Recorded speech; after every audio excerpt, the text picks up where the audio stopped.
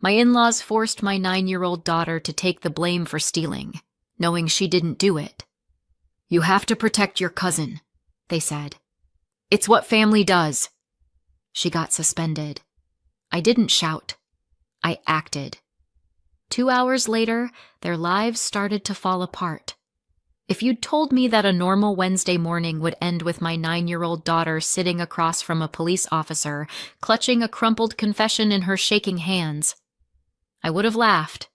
The dry, humorless kind you give right before the world tilts. But that's exactly how it happened. It started with laundry. Just laundry. A quiet morning, a half-finished cup of coffee, and the feeling, for once, that the day might be manageable. Then my phone buzzed. Missed call from the school. Then another. And another. By the time I finally heard the ringtone, I had shampoo in my hair. That's the only reason I didn't pick up sooner. Shampoo. Not disaster. Not crisis. Shampoo. I tapped the screen with wet fingers. Ms. Jacobs? The receptionist said, voice tight. You need to come to the school. Immediately. What happened? Is Chloe okay? I can't discuss details on the phone, but you need to come now. Every mother knows that tone. The one that hits you right under the ribs. I rinsed, threw on clothes that didn't match, and drove faster than I legally should have. I told myself everything was fine. Kids fall, kids get sick, kids call home, kids don't confess to crimes. I didn't realize how wrong I was until I pulled into the school driveway and saw the police car. My stomach dropped so fast I felt dizzy. Inside, the hallways were too loud and too quiet at once. A teacher guided me toward the principal's office, but her eyes kept flicking away from me. That pitying, uncomfortable look people give when they know something you don't. The door opened, and there was Chloe, my daughter, my baby, sitting rigid in a chair, hands balled into fists in her lap, her little sneakers swinging above the floor. Her face was pale, not sick pale, scared pale. Beside her sat Ms. Park, her teacher, and beside Ms. Park stood a uniformed police officer. I felt the world tilt again. The principal cleared her throat. Ms. Jacobs, please sit. What's happening? She gestured to the table. A school-issued iPad lay there, Ms. Park's name sticker on the back. I recognized it instantly. I'd seen her carrying it at conferences. This iPad went missing yesterday, the principal said gently. We found it in your daughter's possession this morning. I blinked. That sentence genuinely didn't compute. My daughter? I asked, like maybe the word daughter suddenly meant something else. The officer nodded. She admitted she took it. Ms. Park looked heartbroken. Not angry. Heartbroken. We asked Chloe to write down what happened, the principal said softly. This is her statement. She slid a page toward me. It was Chloe's handwriting, her neat little block letters, words she had clearly practiced. I took the iPad. I wanted to borrow it. I didn't mean to cause trouble.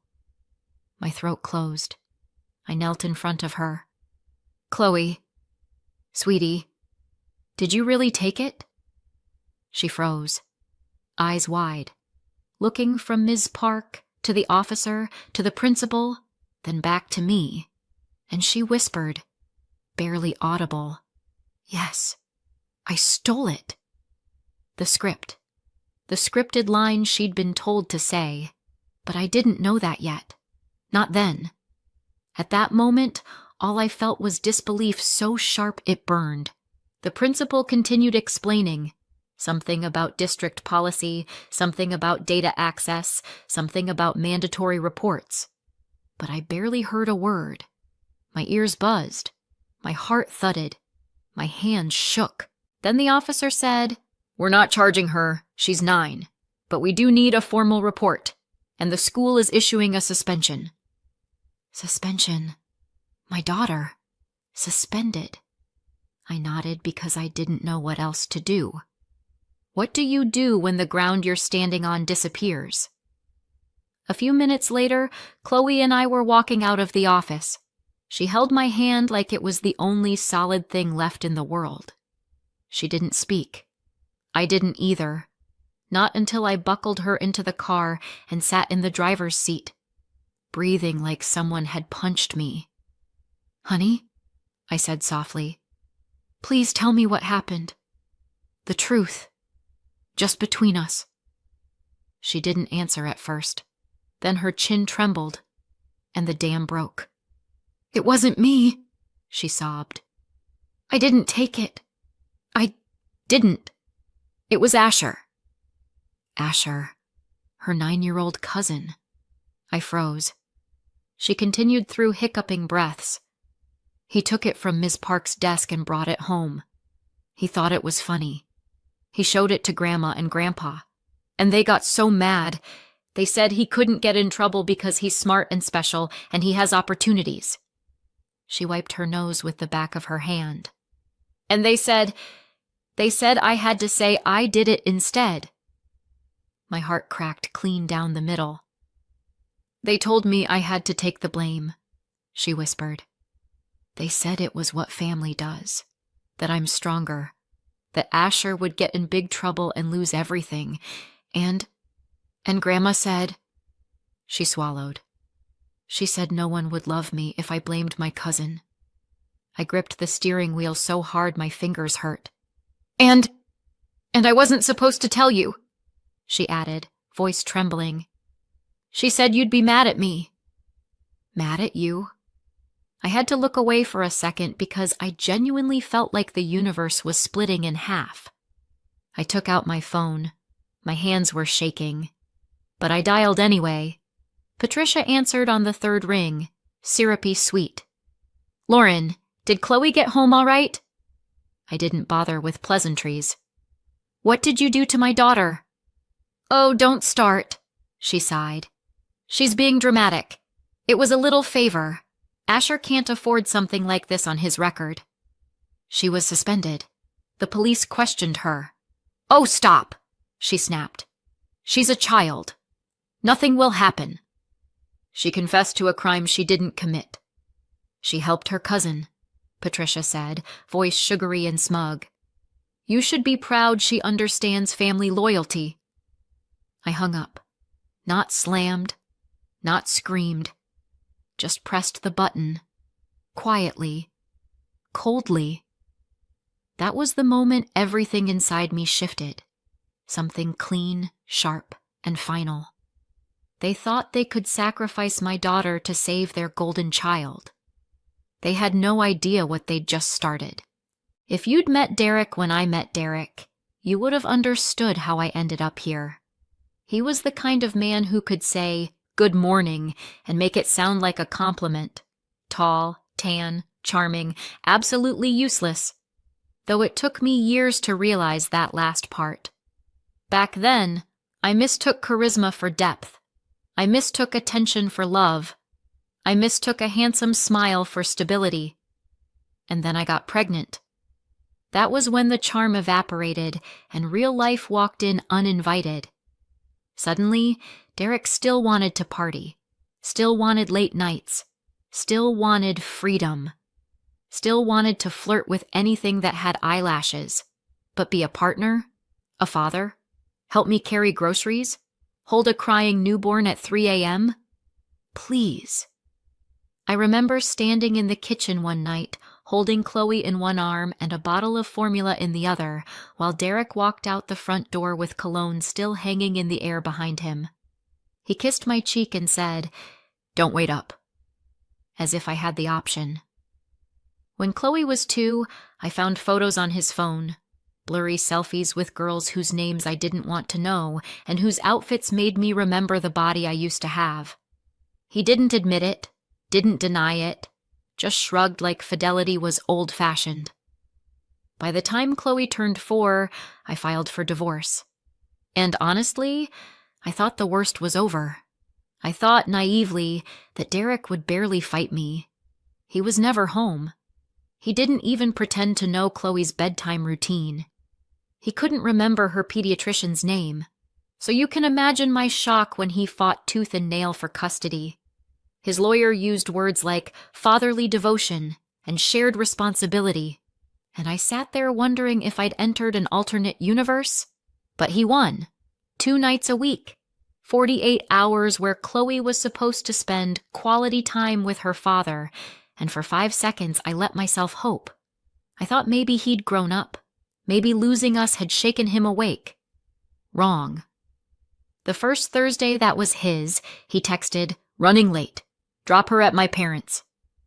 That became the routine. Every dad night was really a grandparent night because Derek's schedule was always crazy. Crazy being code for girls and bars and anything except his child. But I didn't drag him back to court. I wanted to believe Chloe having grandparents was better than nothing. I wanted calm, not another custody war. Stupid, in hindsight. Around the same time, Derek's sister Kendra moved back to town with her son Asher. Chloe's age, Chloe's class, Chloe's opposite in every way. Kendra moved in with Patricia and Howard, my ex-in-laws. And once Asher arrived, the house became his kingdom. He wasn't just the favorite. He was the son, and everyone else was required to orbit him. Age 6. That's how old they were when the imbalance became too obvious to ignore. Asher got everything. The best snacks, the best toys, the expensive holiday pajamas, the special outings, the trips, the praise. Chloe got, well, whatever was left. Hand-me-down affection, second-hand smiles, the "we love you too" sort of energy. And the worst part? I kept telling myself I was imagining it. "He lives there full-time," I said. "They're just closer to him," I said. "Maybe I'm being sensitive," I said. I rationalized the hell out of that dysfunction because I didn't want to believe a family could love one child and tolerate the other. But then came the moment I should have seen as a warning sign. During the divorce, I'd asked Derek for permission to move back to my hometown, where my parents lived, where I had support, where Chloe would have stability and love. I wasn't trying to punish him. I wasn't trying to run away. I just needed help, and my help was 300 miles away. He refused instantly, not because he cared about Chloe, not because he planned to be a better dad. He refused because it was the one form of control he had left. Punishing me was more important than supporting her. That should have told me everything. But trauma makes you excuse bad behavior in beautifully creative ways. For years, I ignored the tightness in my daughter's voice when she talked about Grandma Patricia. I ignored the way she shrank at family gatherings when Asher received his latest round of applause. I ignored the way she lingered near me at drop-off, like she wanted to say something but didn't know how. I ignored it all because admitting the truth meant facing the fact that Derek's family, the people I depended on for those court-ordered custody days, did not love my daughter the way they loved Asher. And then came the iPad. The stolen iPad. The forced confession. The suspension. The police. The shaking hands. The whispered, "No one will love me if I blame my cousin." The moment every suppressed doubt snapped into focus. Everything I tried to rationalize suddenly fit together with sickening clarity. They hadn't just favored Asher. They had always favored him. They had always seen my daughter as secondary. They had always expected her to be grateful for scraps. They had always believed protecting Asher's future mattered more than protecting her childhood. And the worst part? They'd been training her, slowly, quietly, subtly, to believe it too. All those years of be a big girl. All those years of Asher's sensitive. All those years of don't make a fuss. All those years of handing him the first slice of cake and telling her to share. All those years of brushing off her hurt with, he didn't mean it. They'd been teaching her her place. And when the iPad incident came, she already knew the role she was expected to play. The scapegoat. The sacrifice. the child they could afford to lose. I used to think the worst thing in life was being married to Derek. I was wrong. The worst thing is realizing the people you trusted with your child, the people you hoped would love her, guide her, protect her, were willing to ruin her life to save someone else's. And in that moment, sitting in my car with my daughter sobbing into her hands, I felt something I hadn't felt in years. Clarity, not rage, not confusion, not heartbreak. Clarity. This wasn't a misunderstanding. This was a deliberate choice, and I knew exactly what I had to do next. They thought I would swallow it. They thought Chloe would stay silent. They thought wrong. If anyone had told me that the worst part wouldn't be the police officer, or the suspension, or even the written confession, it would be the car ride home afterward, I would have laughed. Not a happy laugh. A brittle one. The kind you give when you're trying not to shatter. Chloe cried herself quiet in the back seat. Not asleep. Quiet. Which is worse. When we got home, she clung to me like she was afraid someone would rip her away. And honestly, I felt the same. I made hot chocolate. She didn't drink it. I sat on the couch. She curled into my side, shaking. People talk about maternal instinct like it's soft and warm. Mine felt like broken glass. "Sweetheart," I whispered, "you're safe now. You did nothing wrong." She nodded, but her eyes were far away, the way kids look when they're trying to understand something that shouldn't exist in their world. They said I was helping," she whispered, "and that Asher would lose everything if I didn't." I closed my eyes. Once. Slowly. Because if I didn't, I was going to break something. "And they said," she swallowed, "they said you'd be disappointed in me if I told you." There it was. The knife. The idea that she thought I'd choose them over her. "Look at me," I said. She did. Those terrified, apologetic eyes that didn't belong on a 9-year-old. "I love you," I said. Not them. Not their rules. Not their twisted version of family. You. Always. She burst into tears again, and I held her until she finally stopped shaking. But comforting her didn't cool my anger. It sharpened it. There's a special kind of rage reserved for people who hurt your child. Not a loud rage, a cold, calculated kind. I stood up, grabbed my keys, and kissed Chloe's forehead. "Where are you going?" she whispered. "To make sure this never happens again."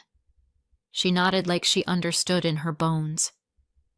I drove straight to the police station. On the way, I practiced my voice.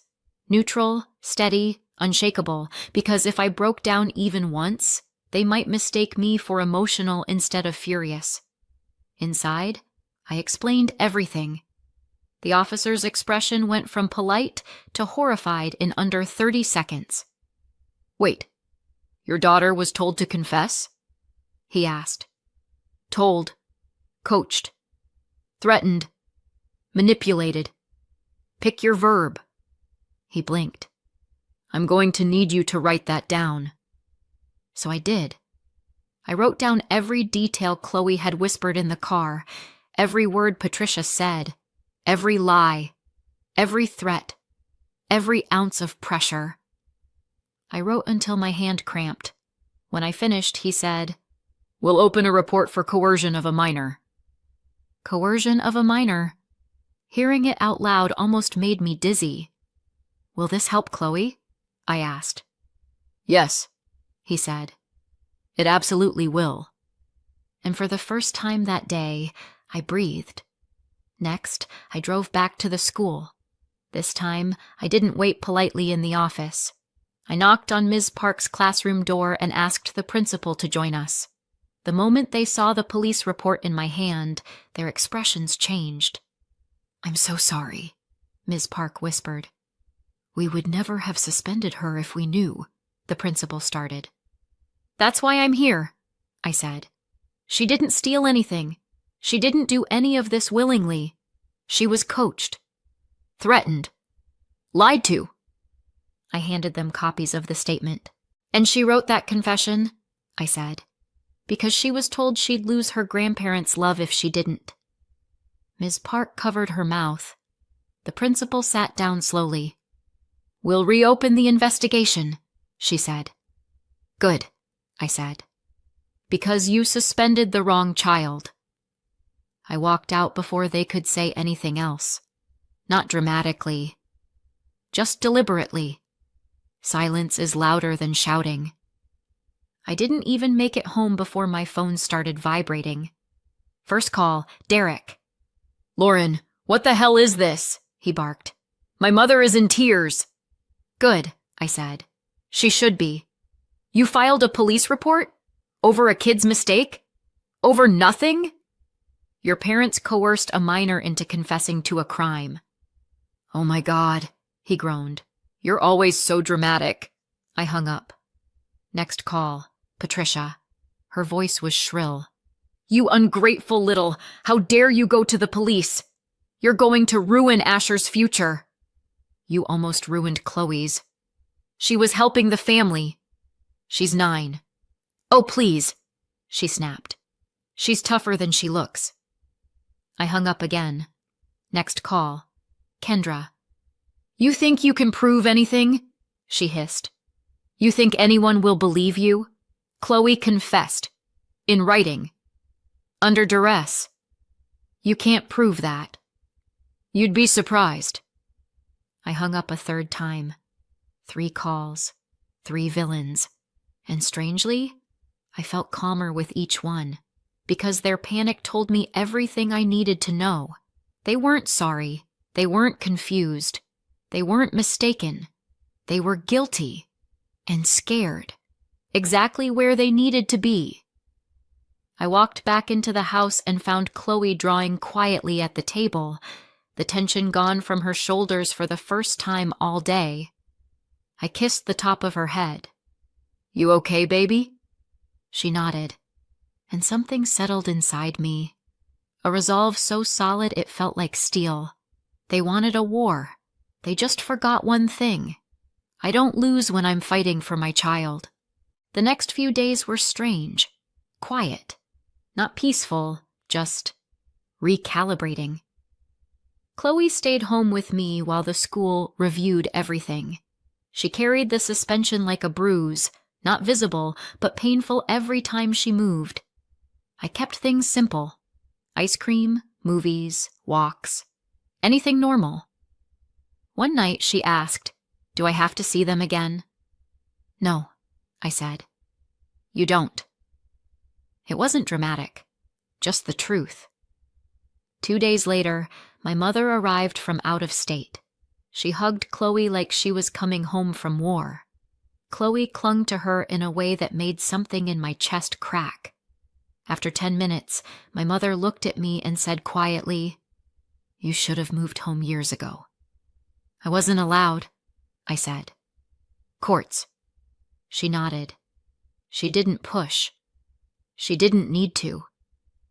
While Chloe spent time with her, I drove to the school for the update they promised. The principal looked exhausted. Ms. Park looked embarrassed. They asked me to sit. Bad sign. Then told me what happened. They questioned Asher alone.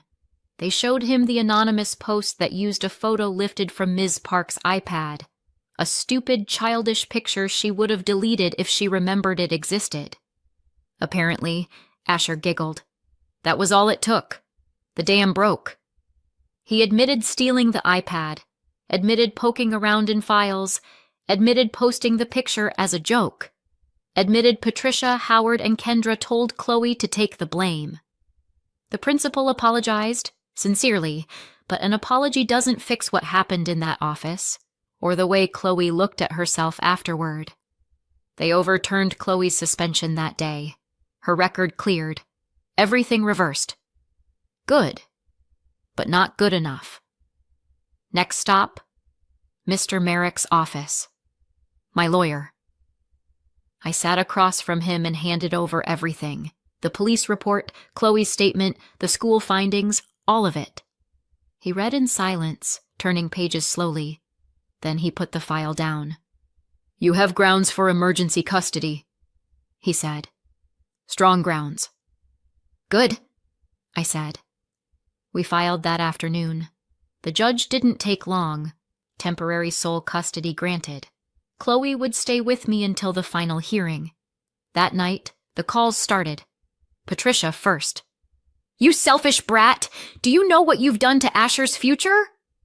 I hung up. Next came Kendra. "You can't prove anything. She confessed. You're trying to destroy us." Hung up. Then Derek. "You're blowing this out of proportion." "You weren't there," I said. "Like always." He sputtered something defensive. I hung up a third time. 2 weeks later, we were in court. Derek showed up in a too expensive suit that didn't match his face. He had the expression of someone who assumed this was all an inconvenience he'd be done with by lunchtime.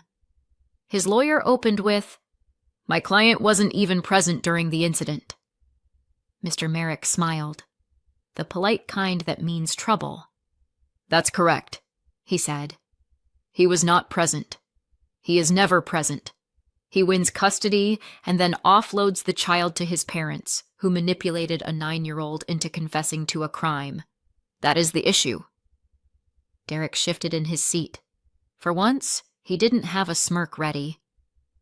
We laid out everything. The police report, the school findings, the timeline, his complete lack of involvement in parenting. It didn't take an expert. It took 5 minutes for the judge to see exactly what he was.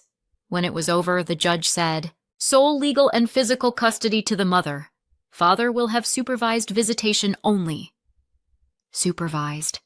That was it. That one word cracked open a door I'd been pounding on for years. Because supervised visitation meant something simple.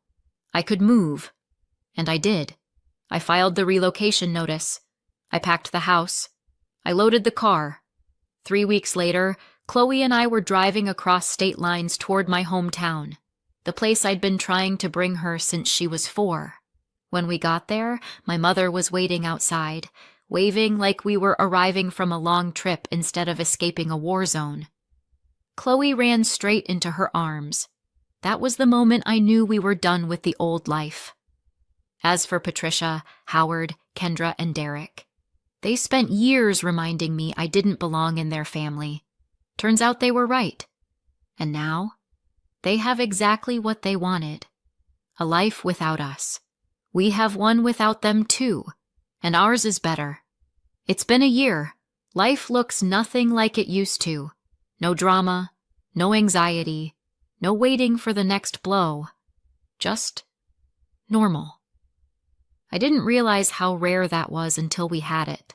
Derek never used his supervised visitation. Not once. He disappeared from the schedule the same way he disappeared from parenting. Chloe stopped asking about him months ago. That used to hurt, but now it feels like peace. She isn't waiting for someone who never showed up. She's thriving. New school, new friends, new routines. My parents live 20 minutes away, and Chloe lights up around them. Amazing what real love can do. I got a new job too. Better hours, better pay, better everything. Turns out life gets lighter when nobody is dragging you down. Every so often, a friend from our old state sends me updates. Apparently, the fallout didn't stay quiet. Asher didn't settle after the iPad incident. More jokes, more boundary issues, more excuses from Kendra. Eventually, he was expelled. Not suspended. Expelled. And when he enrolled in a new school, parents there already knew. Stories travel fast when kids are involved. No one wants their child sitting next to the boy who stole a teacher's device and let another kid take the fall. Patricia and Howard didn't escape the consequences either. Their reputation took a dive. Invitations dried up. They were quietly asked to step back from groups they once bragged about. Parents didn't want them around their kids either. But the harshest fallout hit Kendra.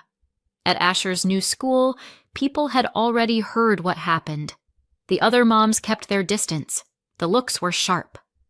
Last I heard, she avoids school events whenever she can. Meanwhile, Chloe comes home smiling now. That tells me everything I need to know. So tell me, did I go too far? Or not far enough? Let me know in the comments and subscribe for more.